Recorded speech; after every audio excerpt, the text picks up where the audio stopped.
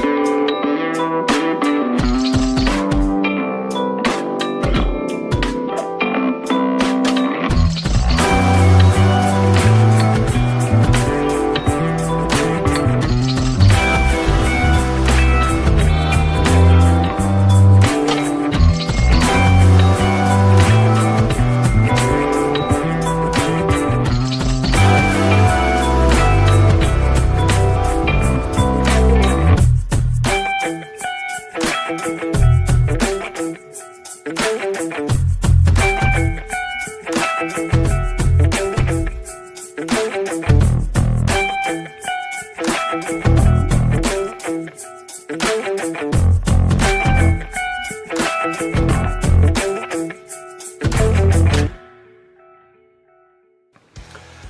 eh bien, écoutez, le résultat, je suis obligé de vous dire qu'il y a une multitude de détails. Il y a des lignes très définies, il y a des cellules très définies, il y a des cellules qui sont définies par des lignes. Je suis obligé de vous dire qu'au moment où je vous parle, ce qui est intéressant, j'espère que ça va rester comme ça, le blanc, même si on n'a pas mis beaucoup, je savais que c'était pour être foncé comme résultat, mais on sait que quand on fait un verre renversé, un flip-cup, si on veut que notre couleur pâle apparaisse un peu plus, il faut commencer par notre couleur pâle dans le fond. En tout cas, c'est ce que j'ai trouvé comme recette la plupart du temps, c'est ce qui arrive. Alors, ce qui arrive, justement, c'est qu'en ce moment, le blanc est en train de définir les lignes et les cellules. Ce que je trouve vraiment merveilleux. Il faut y regarder, mais écoutez, il y a tellement de détails dans cette toile. C'est une multitude de détails, c'est vraiment intéressant. La seule bémol, puis ça arrive quand on met le silicone, puis j'en ai mis beaucoup, comme vous avez vu, c'est que sur les côtés de la toile, à certains endroits, on voit la trame. Ben déjà, ça ne dérange pas ça. Ça, c'est vraiment relatif, c'est une question de goût. Moi, je vous dis que ça ne me dérange pas plus que ça, mais je sais la raison du pourquoi, c'est vraiment à cause du silicone qu'on a mis en quantité assez grande. Alors écoutez, ça c'est une question de goût. Fait que si vous voulez reproduire cette petite expérience et vous n'aimez pas voir la trame, ben alors vous avez juste à mettre beaucoup moins de silicone, c'est tout. Mais au niveau des cellules, ça va vous donner beaucoup de cellules. Pareil, parce que déjà qu'on a la colle blanche qui fait beaucoup de cellules, surtout de petites cellules, et puis on a le silicone. Alors les deux font une explosion de cellules qui est incroyable. Et les détails, je vous le dis, là, ça c'est le genre de toile que vous pouvez vous asseoir et regarder sur votre mur, la contempler, et peu importe le temps que vous allez passer à le faire, vous allez toujours trouver de plus en plus de détails, de plus en plus de figures, et l'imagination s'en va de tout bon de tout côté. Alors écoutez, j'espère que vous avez apprécié. Encore une fois, j'espère que vous allez l'essayer.